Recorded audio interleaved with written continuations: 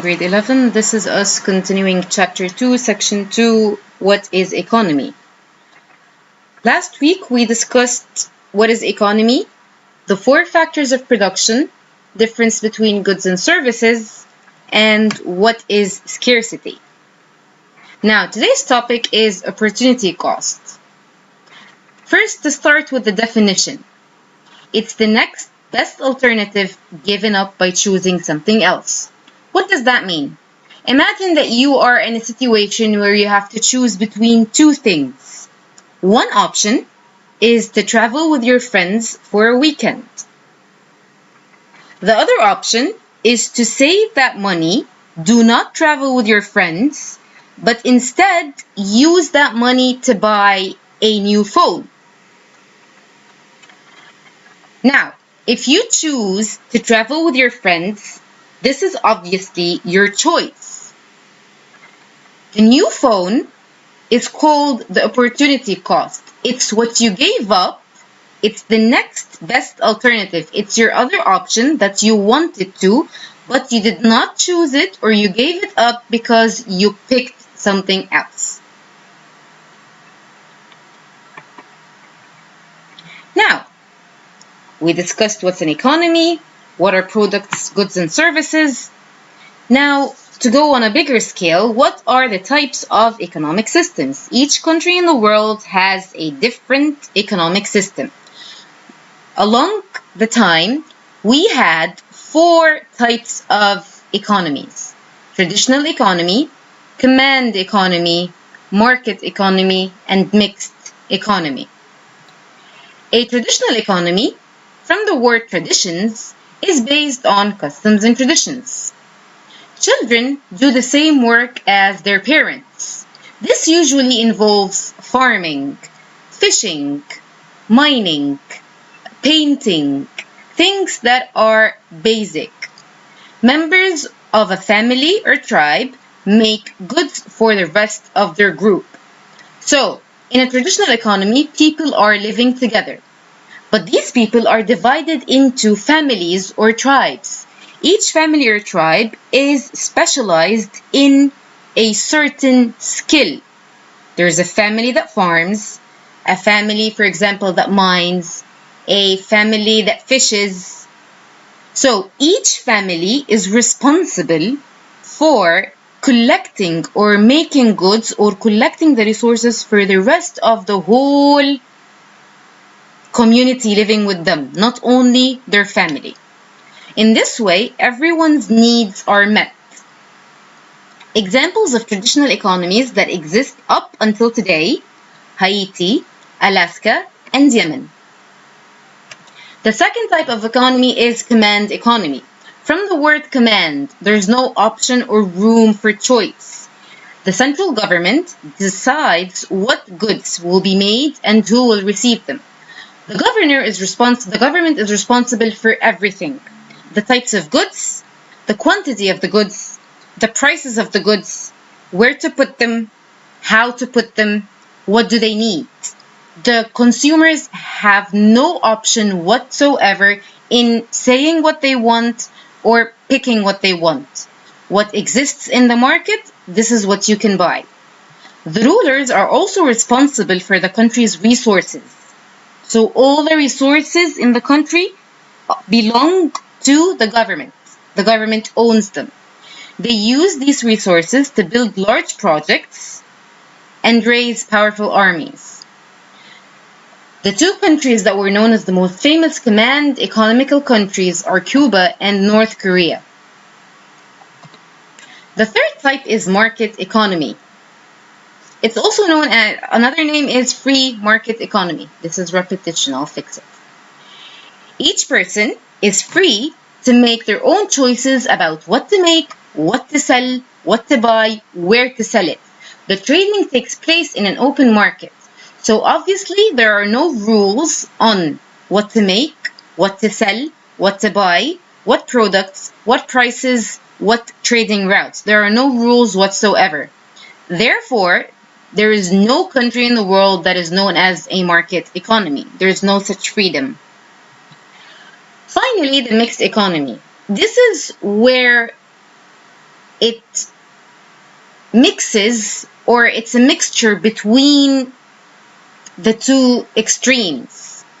It's a mixture, a mixed economy is a mixture of a market economy and a command economy.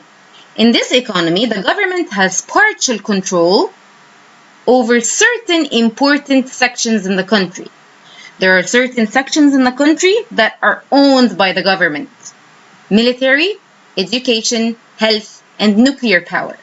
Sometimes, some private individuals are allowed to control these departments. For example, in education, you have public schools and private schools. Supposedly, they both offer education for the students with different facilities and different fees. Health is the same thing. You have private hospitals and public hospitals.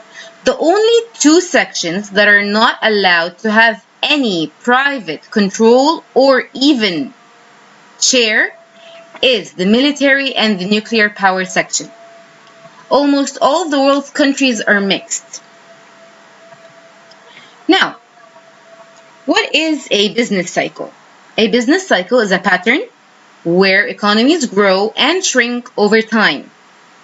It's a diagram, it's a cycle. A cycle means that it's a pattern. It keeps happening over and over and over again in the same way. The business cycle starts with expansion or boom. This is the quick rise of the economy. Businesses start to make goods and services. They start to make products. People like the products, the goods and services, so they start buying. Businesses compete together. They start having competition, offers, sales, new products. What happens is money keeps flowing into the economy, and this increases the economy, and this is called the expansion. Now, this keeps on going on. The economy keeps on rising until it reaches a point of saturation called a peak. Businesses produced enough of the same goods and services. Consumers have also had enough from buying the same goods and services. There is no change. So as consumers, we're bored. This is the point that the businesses are not making profits, but they're not making losses. If the business won't come up with a new good or a service to go back to expansion and extend the life cycle of the business, they go through recession or contraction.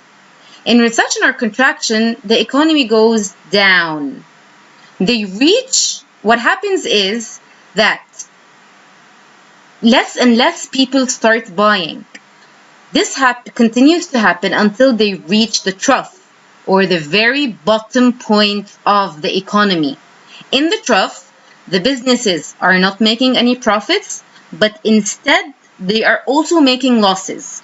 They're making losses, so they're closing their shops, and they even close the companies, and people lose their jobs. The economy is not growing, instead the economy is declining. Please check your book, page 41, for the business cycle diagram. Now, in the business cycle or in the economy, there are two cases that usually happen during the business cycle: inflation and depression. Inflation means that money buys less.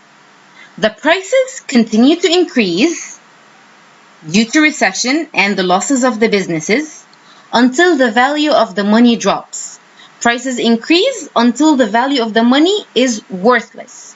So if 100 pounds, for example, can buy you something, in inflation, 100 pounds is worthless. This is similar to a couple way back of like 20 years. 5 pounds could have bought you a lot of snacks or candy, whereas 5 pounds now might be even not enough to buy a chocolate bar. So this is inflation, that the value of money buys less. In inflation, the consumers try to save their money because whatever money they have is not enough now to buy what they need.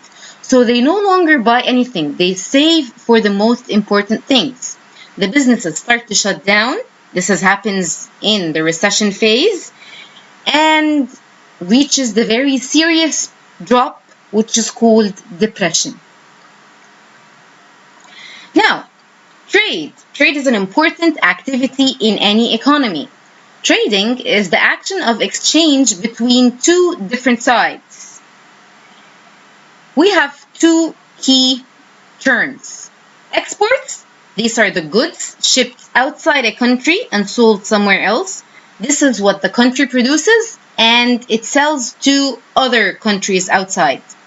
Imports, these are the goods that a country buys from other countries for the use inside the country.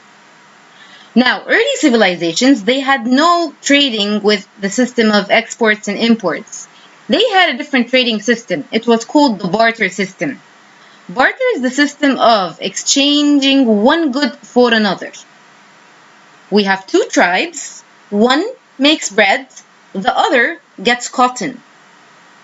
They change. I will take, for example, a bag of bread for a bag of cotton seeds. Today, most of the countries seek globalization in trading. What do I mean by globalization? It's the action of free trade between countries without any political or economical restrictions. A certain country is not allowed to trade with another country because of politics, because we're in war, because we had previous wars. This is not the case. Globalization skips the part of economical restrictions and political restrictions. Now, to your weekly assignment, this is the end of the lesson. We finished the whole lesson. Your assignment is you're going to pick a country other than Egypt. You need to tell me what type of economy is in that country. We took 4 types of economy: traditional, command, market, and mixed. So you'll pick a country, you will tell me what type of economy it is, listing your evidence. You need to tell me how did you know that this country has this type of economy. Next, you need to give me examples or a list of the famous and most important imports and exports of this country.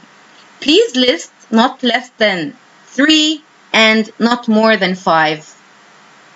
If you have any questions, as we all know, please read the lesson from the book, read the PowerPoint, write down your questions so we can get ready for our Extra Care online session.